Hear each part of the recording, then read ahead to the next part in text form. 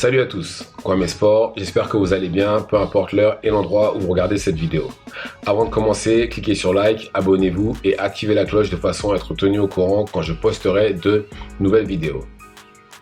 Usyk, il vient à peine d'obtenir le titre suprême de champion incontestable de la catégorie heavyweight après avoir battu Tyson Fury par décision partagée, que ça y est, il a déjà des problèmes avec les fédérations. La fédération IBF lui a donné plus ou moins 2 semaines pour se décider. Soit il combat le mandataire, soit ils vont lui prendre le titre. Et je pense que ça va être ça. Ils vont lui prendre le titre parce que de toutes les façons, contractuellement, il est obligé d'aller combattre Fury, qui va sûrement activer la clause de rematch, même si c'était déjà acté. Et dans ce cas-là, le combat entre Dubois et Hrgović sera un combat pour le titre IBF qui sera vacant. Ce qui est parfait. D'ailleurs, la carte en elle-même, malheureusement, le main event qui aurait dû être Bivol BetaBF ne l'est plus. La carte en elle-même est très bien, mais là, si en plus de ça, il y a un title shot un combat pour le titre dans cette carte-là, dans la carte du 1er juin, c'est juste parfait. Et je pense qu'il y a de grandes chances que Hrgović prenne le titre. Bon, après, ça, c'est un sujet pour une autre vidéo. Mais là, ce dont je voulais parler, c'est que on voit enfin, bon après c'est que l'IBF, mais on voit enfin les fédérations faire quelque chose. Parce que, très franchement, en tant que fan, c'est frustrant de ne pas avoir les combats qu'on veut, ou que les catégories soient maintenues en otage comme ça, parce qu'une personne ne veut pas combattre un tel ou un tel pour des raisons X ou Y. Là, l'IBF commence à taper du pied depuis un moment. Ils avaient déjà commencé avec Crawford qui était champion incontestable de la catégorie welterweight. D'ailleurs, il a encore les 3 titres alors qu'il monte, enfin bref. Et ils lui ont repris la ceinture IBF qu'ils ont donnée à Jaron Ennis qui était le mandataire. Maintenant, c'est lui qui a le titre, qui est champion IBF de la catégorie welterweight parce que clairement Crawford ne voulait pas le combattre et ne veut toujours pas le combattre, donc c'est mieux. Ils ont pris le titre et maintenant c'est Jaron Ennis, le champion welterweight IBF. Ensuite, là récemment, ils ont tapé du pied pour Canelo Alvarez, qui lui aussi, j'ai oublié le nom de son mandataire, mais lui aussi, s'il ne combat pas son mandataire, il y a des chances qu'il lui retire la ceinture, et tant mieux, parce que s'il y en a bien un qui retient les ceintures en otage, c'est bien lui. Et bon, après, on sait très bien que les autres ne suivront pas, hein. Enfin, j'aimerais que les autres suivent, mais j'ai du mal à croire, parce que les premiers qui justement auraient dû faire quelque chose qui serait allé à l'encontre de ce que veut Canelo, c'est bien la WBC. Mais bon, on sait très bien que la WBC ne fera rien. Et là, maintenant, ils viennent de le faire avec Usyk.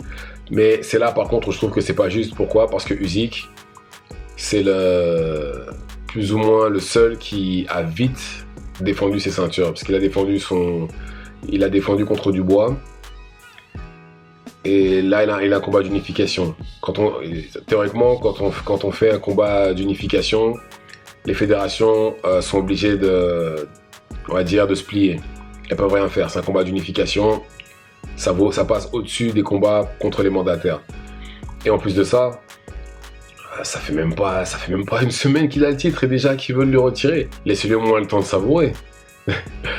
Donc voilà, ils ont déjà récupéré le titre. Et là, ce qui se passe, c'est que là, va y avoir du mouvement en heavyweight. Pourquoi ? Parce que là, bon, il y a le combat entre Dubois et Hrgović là le 1er juin. Et ce qui va se passer un peu plus tard, au mois de septembre, c'est qu'il va y avoir le combat entre justement le vainqueur de ce combat-là. Il y a de grandes chances qu'il combatte contre Joshua à Wembley. Déjà, Wembley est booké, il y a déjà la date, tout. Et je pense que le vainqueur de ce combat-là devra se retrouver contre Joshua au mois de septembre.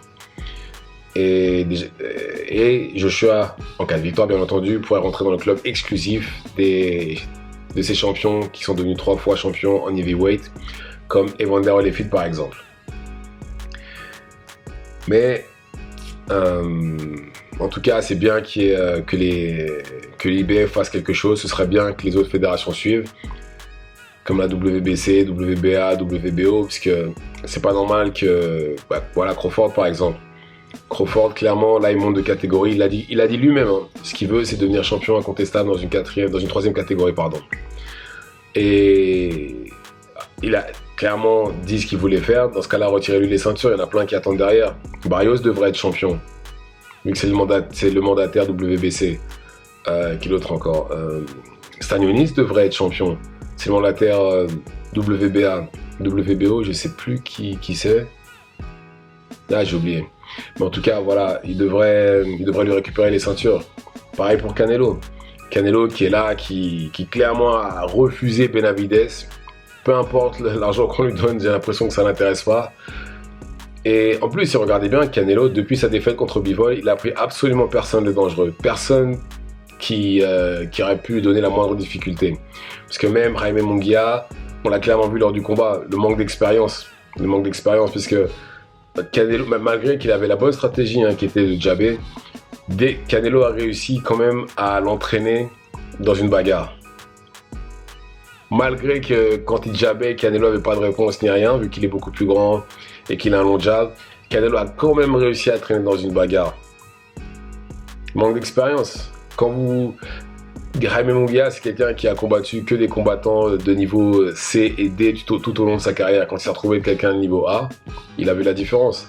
Mais en tout cas, faudrait qu'il fasse quelque chose aussi pour Canelo, qui, pareil, qui a réussi à éviter Benavidez. Mais bon, là, maintenant, vu qu'il n'y a plus personne de dangereux dans sa catégorie, ça devrait être plus facile pour lui. Donc voilà, dites-moi ce que vous en pensez dans les commentaires, si justement les fédérations devraient faire quelque chose pour qu'il y ait du mouvement dans les catégories, pour que les champions combattent leurs mandataires. Dites-moi ce que vous en pensez dans les commentaires. Abonnez-vous et activez la cloche de façon à être tenu au courant quand je posterai de nouvelles vidéos. Et c'est tout pour moi. Ciao, ciao.